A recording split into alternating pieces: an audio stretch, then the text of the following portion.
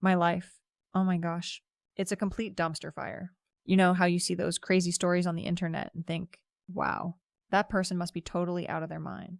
Yeah, well, that's me. Hi, I'm Chelsea, and I'm 28. Right now, I'm practically living out of a suitcase at my ex's aunt's place. Don't ask. It's a long story, but let me tell you, it's not my fault. None of it ever is. So, picture this. I was dating Liam. You know Liam, right?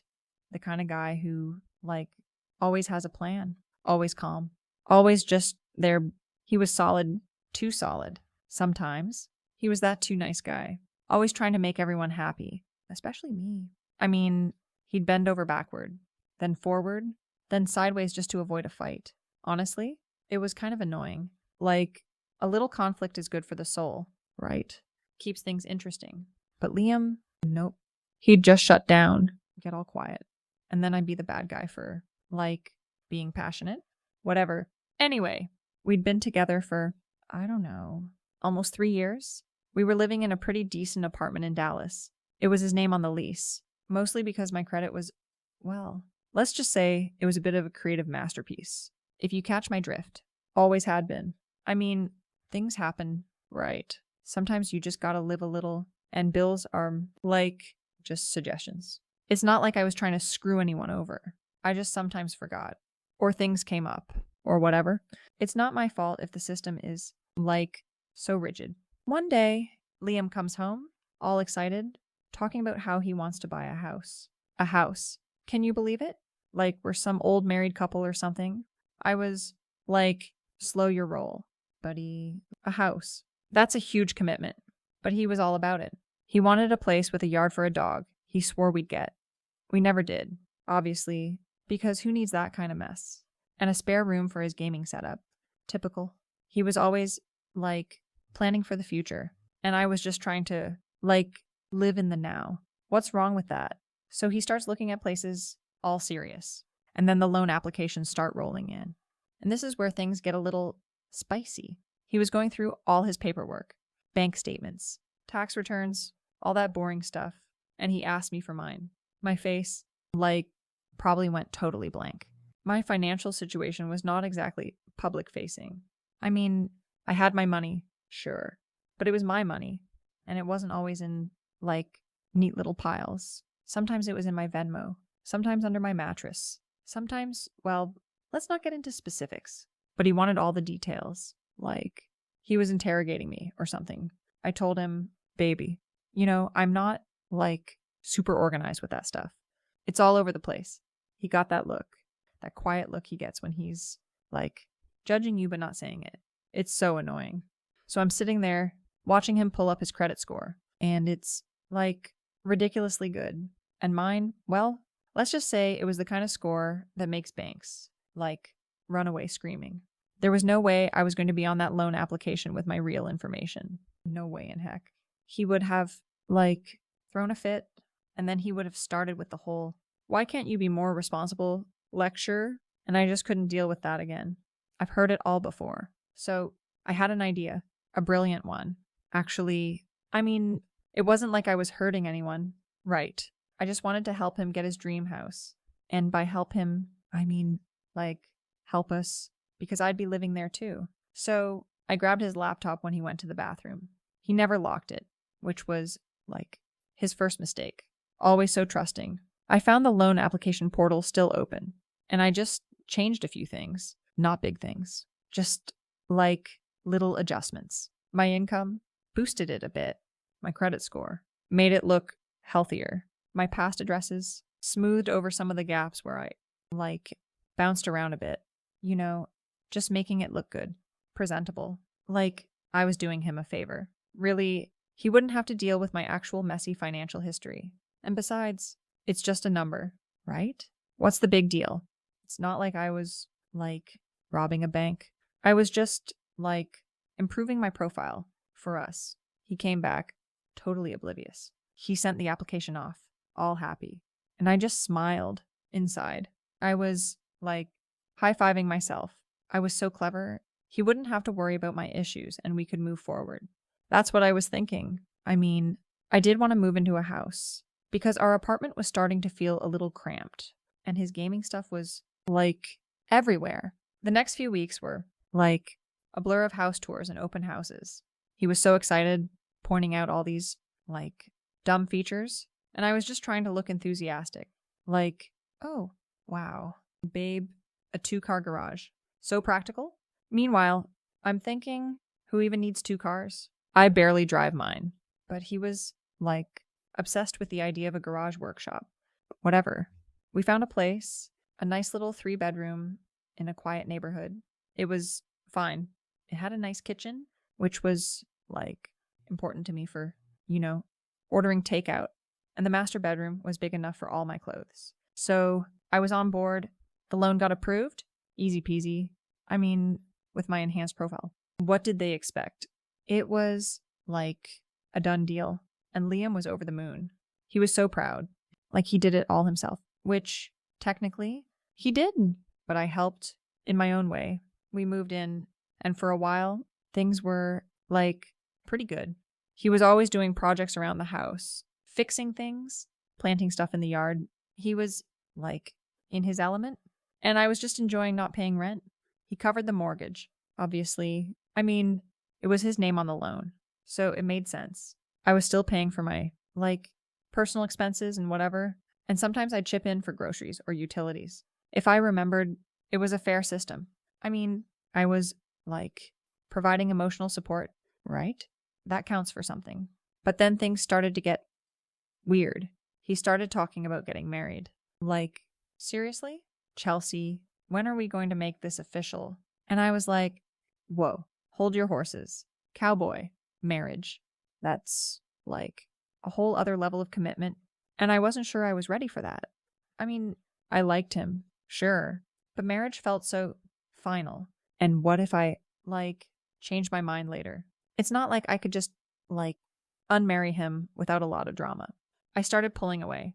I'd spend more time with my friends. Go out more often. Leave him at home with his, like, plants and his video games. He'd get all mopey. But what was I supposed to do? Pretend to be excited about watching him play some stupid fantasy game? No thanks. Sometimes he'd ask where I was. And I'd be like, oh, just out with Sarah. Or running errands. But in my head, I'd be like, mind your own business? Buddy, I'm not your prisoner. He was getting a little too clingy. I mean, it's good to have space, right? One night, he found some mail. It was a credit card bill. And it wasn't, like, a small one. It was one of those old ones I'd, like, completely forgotten about. And it had my real name on it. And my real, not so great credit score. He picked it up. And his face just changed. He got that silent, burning look.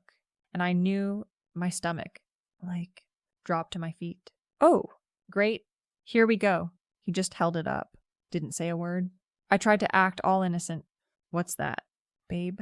Some junk mail. But he just stared. Chelsea, he said. And his voice was so quiet. It was almost worse than him yelling. What is this? I tried to, like, deflect. Oh, that's just, like, an old thing. I thought I canceled that. He didn't buy it. He just kept looking at me. And then he pulled out a copy of the loan application. He'd obviously, like, been doing some digging. Probably found my real credit report online or something. The internet is, like, so annoying sometimes. He laid them side by side. My fake numbers on the application. And the real sad truth on the credit card bill. And then he just went off. Not yelling. Not screaming. But in that quiet, controlled voice that was, like, 1,000 times worse. He told me I had lied. That I had committed fraud. That I had put his financial future at risk. He said I was selfish. That I never thought about anyone but myself. He said he couldn't trust me. I tried to explain. Baby, I was just trying to help. I wanted us to get the house. My credit was just a little complicated. I didn't want to mess it up for you. He just shook his head. You forged documents? Chelsea, you used my information to get something you weren't entitled to. And you did it behind my back. He told me to pack my bags. Just like that. After 3 years, after living in his house, after everything, he told me to leave. I started crying. Obviously, like, big, dramatic tears. You can't just do this. Liam, where am I supposed to go? I have nowhere. I was hoping he'd, like, feel bad and back down. That usually worked. But not this time. He was, like, a brick wall. You should have thought about that before you committed fraud. Chelsea, he said. And then he said something that, really stung.